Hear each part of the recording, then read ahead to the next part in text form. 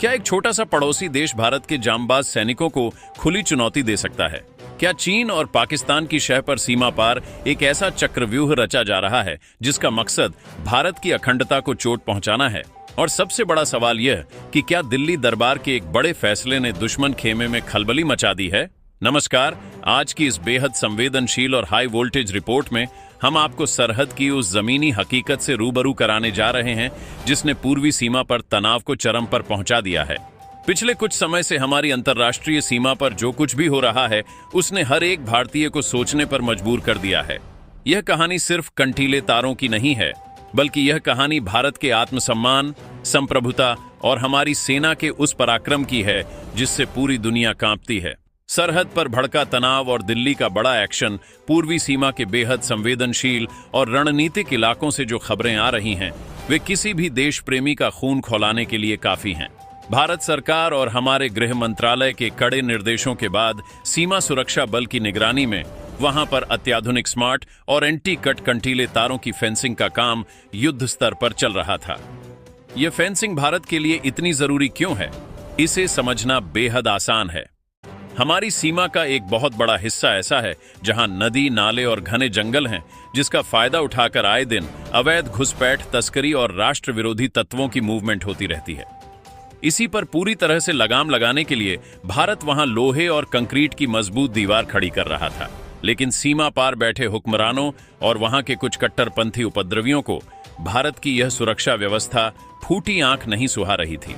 उन्हें लग रहा था कि अगर भारत ने इस पूरे हिस्से पर मजबूत फेंसिंग का काम पूरा कर लिया तो उनके जरिए पाले जा रहे तस्करों और उपद्रवियों का धंधा हमेशा के लिए बंद हो जाएगा। इसी बौखलाहट में आकर सीमा पार से भारी तादाद में आए स्थानीय उपद्रवियों ने, जिन्हें वहां के स्थानीय सुरक्षा बलों का पूरा बैकअप हासिल था, हमारी सीमा के करीब आकर भारी हंगामा शुरू कर दिया। देखते ही देखते उस उग्र भीड़ ने भारत की तरफ से लगाए जा रहे नए और कीमती कंटीले तारों पर हमला बोल दिया।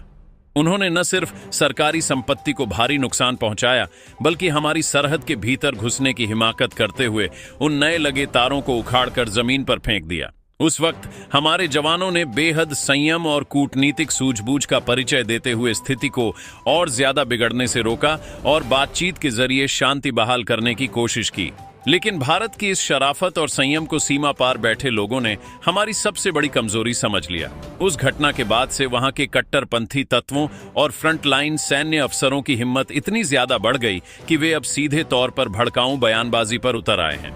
अब वहां के कमांडर अपने सैनिकों और सीमांत इलाकों में रहने वाले उपद्रवियों को सरेआम यह फरमान सुना रहे हैं कि सरहद पर जितने भी नए तार लगाए जा रहे हैं उन सारे तारों को उखाड़कर फेंक दो, और अगर भारतीय बल तुम्हें रोकने आए तो उन्हें भी पकड़कर हमारे इलाके में ले आओ। यह धमकी सिर्फ एक बयान नहीं है, बल्कि यह सीधे तौर पर संप्रभु भारत की सुरक्षा और हमारे जांबाज सैनिकों को खुला चैलेंज है। लेकिन वे शायद भूल रहे हैं कि उनकी इस हरकत ने अब दिल्ली के सब्र का बांध पूरी तरह से तोड़ दिया है। जो गलती उन्होंने तारों को उखाड़कर की थी, उसका अंतिम और सबसे भयानक हिसाब चुकता करने का समय अब बिल्कुल नजदीक आ चुका है। गृह मंत्रालय के सीधे आदेश पर भारतीय सेना और अर्धसैनिक बलों के 60,000 घातक जवानों की एक पूरी फौज को तुरंत युद्ध स्तर पर सीमांत इलाकों के लिए रवाना कर दिया गया है। गृह मंत्री ने ऑन ड्यूटी कमांडरों को बेहद कड़े और साफ निर्देश दे दिए हैं कि सरहद पर जो कोई भी जिस भाषा में समझे उसे उसी की भाषा में बहुत बढ़िया से समझाओ। अगर समझाने के बाद भी वे सीधे रास्ते पर नहीं आते हैं तो आगे उनके साथ क्या सलूक करना है, यह पूरी तरह सेना खुद ही तय करे। अब भारतीय सेना के काम करने के तरीके से तो आप और पूरा संसार बहुत अच्छे से वाकिफ है। अगर कोई लातों का भूत बातों से नहीं मानता तो हमारी सेना की बंदूकें और उनकी तोपें किस तरह गरजती हैं, यह इतिहास गवाह है। यह विशाल टुकड़ी अंतर्राष्ट्रीय सीमा के अलग अलग अति संवेदनशील मोर्चों पर पूरी मुस्तैदी के साथ अपनी पोजीशन संभाल चुकी है। कूटनीतिक चूक, बीजिंग इस्लामाबाद का नापाक गठजोड़ और भारत की चेतावनी, आज अगर एक छोटा सा पड़ोसी देश हमारे सामने खड़े होकर हमें आंखें दिखाने की जुर्रत कर रहा है, हमारे जवानों को पकड़ने का खुला आर्डर दे रहा है, तो हमें आत्ममंथन करना होगा। इतिहास के पन्नों को पलट कर देखना होगा कि आखिर हमसे कूटनीति के पटल पर ऐसी कौन सी चूक हुई थी जिसकी सजा आज हमारी सरहदें भुगत रही हैं। याद कीजिए, इतिहास का वो गौरवशाली दिन जब भारतीय सेना के पराक्रम के सामने दुश्मन देश के 93,000 से ज्यादा सैनिकों ने घुटने टेक दिए थे। यह दुनिया के सैन्य इतिहास का सबसे बड़ा आत्मसमर्पण था। हमारे वीर सैनिकों ने अपने प्राणों की आहुति देकर वहां के निर्दोष लोगों को खौफनाक जुल्मों से आजादी दिलाई थी। कायदे से देखा जाए तो जिस जमीन को हमारे सैनिकों ने अपने खून से सींचकर आजाद कराया था, उस वक्त की तत्कालीन सरकार को एक बहुत बड़ा और कड़ा फैसला लेना चाहिए था। अगर उस ऐतिहासिक जीत के तुरंत बाद उस भूभाग को एक नया देश न बनाकर सीधे पूर्वी बंगाल के नाम से अखंड भारत का एक नया राज्य घोषित कर दिया गया होता, तो आज हिंदुस्तान का नक्शा कुछ और ही होता। ना तो आज हमारे टैक्स पेयर्स का अरबों रुपया इस पूर्वी सरहद पर फेंसिंग लगाने में खर्च होता, ना ही सीमा पार से होने वाली घुसपैठ का कोई सिरदर्द होता, और ना ही आज कोई हमारी सेना को आंखें दिखाने की हिम्मत कर पाता। यह एक ऐसी ऐतिहासिक भूल थी जिसका खामियाजा हमारी आज की पीढ़ियां भुगत रही हैं। लेकिन सीमा पार बैठी वर्तमान हुकूमत को यह बात बहुत अच्छे से और साफ साफ समझ लेनी चाहिए कि इतिहास बदला जरूर जा सकता है, लेकिन भूगोल को दोबारा लिखने की ताकत आज भी सिर्फ हिंदुस्तान के पास ही है। अगर वे यह सोच रहे हैं कि वह भारत की शराफत का फायदा उठाकर हमेशा बचते रहेंगे, तो वह अपनी जिंदगी की सबसे बड़ी गलतफहमी में जी रहे हैं।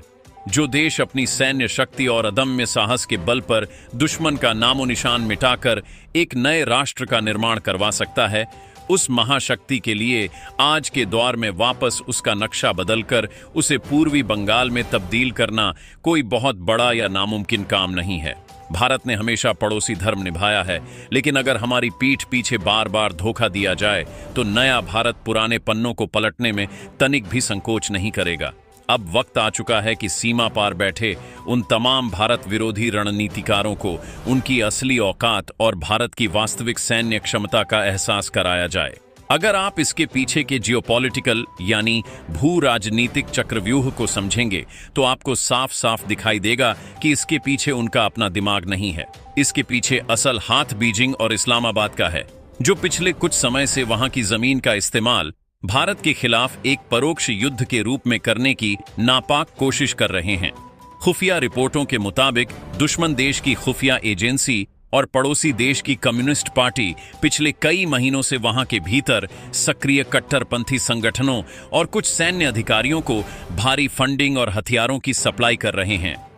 चीन का मकसद बहुत साफ है। वह चाहता है कि भारत अपनी पूरी ताकत और ध्यान लद्दाख और अरुणाचल प्रदेश की वास्तविक नियंत्रण रेखा पर केंद्रित न कर सके, इसलिए वह भारत को पूर्वी मोर्चे पर उलझा कर रखना चाहता है। इसी शह पर आकर उन्होंने हमारी फेंसिंग को निशाना बनाया, लेकिन वे यह भूल गए कि जब बात राष्ट्र की अखंडता पर आती है तो भारत किसी भी मोर्चे पर ढिलाई नहीं बरतता। सीमा पार रची जा रही इसी बड़ी अंतरराष्ट्रीय साजिश को भांपते हुए नई दिल्ली में बैठे हमारे रणनीतिकारों ने बिना एक पल की देरी किए देश का सबसे बड़ा सैन्य पासा फेंक दिया है। 60,000 से ज्यादा घातक और पूरी तरह से अत्याधुनिक हथियारों से लैस जवानों को पूर्वी सरहद पर तैनात किया जा चुका है। यह कोई सामान्य तैनाती नहीं है।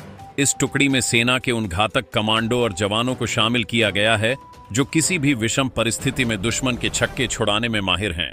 हमारे कमांडरों को जो निर्देश दिए गए हैं, वे आज के नए भारत की बदलती सैन्य नीति को साफ साफ बयां करते हैं। अब बातचीत करने या कागजी विरोध दर्ज कराने का समय पूरी तरह खत्म हो चुका है। सरहद पर जो कोई भी जिस भाषा में समझे, उसे उसी की भाषा में जवाब दिया जाएगा। सेना को मिली इस खुली छूट का मतलब अब पूरी दुनिया बहुत अच्छे से समझती है। जब हमारी सेना को फ्री हैंड मिलता है, तो वह सरहद पार बैठे दुश्मनों के बंकरों और उनकी चौकियों का क्या हाल करती है, यह बात किसी से छिपी नहीं है। इसके बाद अगर सीमा पार से 1 इंच भी आगे बढ़ने की कोशिश की गई, तो उसका अंजाम वहां की हुकूमत को भुगतना होगा। आज का नया भारत अपने आत्मसम्मान, अपनी सीमाओं की संप्रभुता और अपने वीर जवानों की सुरक्षा से खिलवाड़ करने की इजाजत दुनिया के किसी भी देश को नहीं दे सकता। तो दोस्तों, सीमा पार से मिली इस गीदड़ भकी के खिलाफ भारतीय सेना के इस 60,000 जवानों वाले महाचक्रव्यूह और कड़े पलटवार पर आपकी क्या राय है? क्या आपको भी लगता है कि अब समय आ गया है कि हमारी सेना सरहद पर दुश्मनों को उनकी असली औकात याद दिलाए? अपनी राय नीचे कमेंट बॉक्स में पूरे जोश और देशभक्ति के साथ जरूर साझा करें। अगर आपको हमारी सेना के इस अदम्य साहस और देश की अखंडता से जुड़ी हमारी यह विशेष ग्राउंड रिपोर्ट पसंद आई हो तो फ्रंट लाइन पर तैनात हमारे जांबाज सपूतों के सम्मान में इस वीडियो को एक लाइक और शेयर जरूर कर दीजिएगा। देश की सुरक्षा, डिफेंस और अंतर्राष्ट्रीय कूटनीति से जुड़ी ऐसी ही और भी धमाकेदार, कड़क और पूरी तरह से प्रामाणिक अपडेट्स सबसे पहले देखने के लिए हमारे चैनल को अभी सब्सक्राइब करके बेल आइकन दबाना बिल्कुल मत भूलिएगा। अपना और अपने परिवार का ख्याल रखिए। मिलते हैं आपसे अगले एक और बेहद कड़क और रणनीतिक वीडियो में।